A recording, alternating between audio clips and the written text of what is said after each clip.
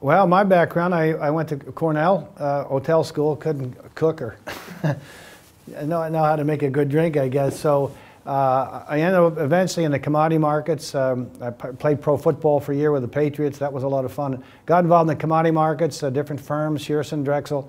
My own firm was a limit position commodity trader at one point, which really clued me in on how the markets go. Many of the people that come on the markets are never traded anything in their lives and have no idea. Not that you have to do that to be good, but it was a big plus for me. And before I even started my website, I'd heard Long-Term Capital Management, this mega hedge fund, was short 400 tons of gold. And then when they blew up, in 2 weeks after I started my website in September of 1998, I said, well, if you're short 400 tons, you got to cover. If you've blown up, you got to get out. And so I expected the price to explode, and I realized they were just capping the price. And then I said, this is rigged, and I started writing about it.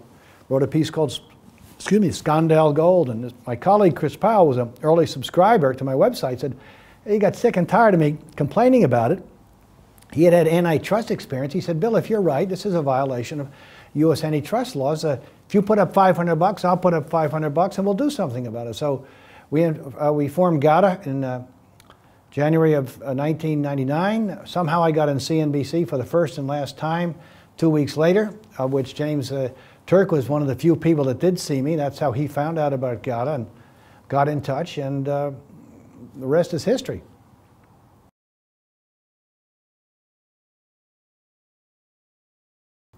One thing I'd like to stress about GATA is that we've been pounding the table about what would happen and why all this time. And very few people have our track record about what was going to happen with the prices of silver. We even were so confident about that we were right, we put a $264,000 ad in the Wall Street Journal, a full-page color ad. We talked about this before the financial crisis when gold was less than 1,000.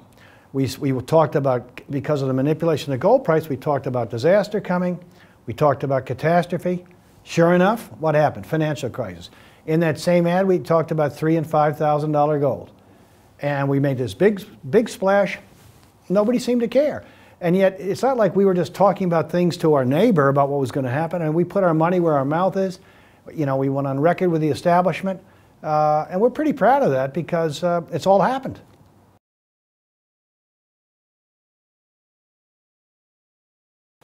Well, I just got information regarding platinum that some of the big guns that are short the other metals are accumulating, expecting the market to explode. And I don't have all the details, and it's just information that's come my way. But, they're probably going to go much higher because gold and silver, I don't follow their fundamentals.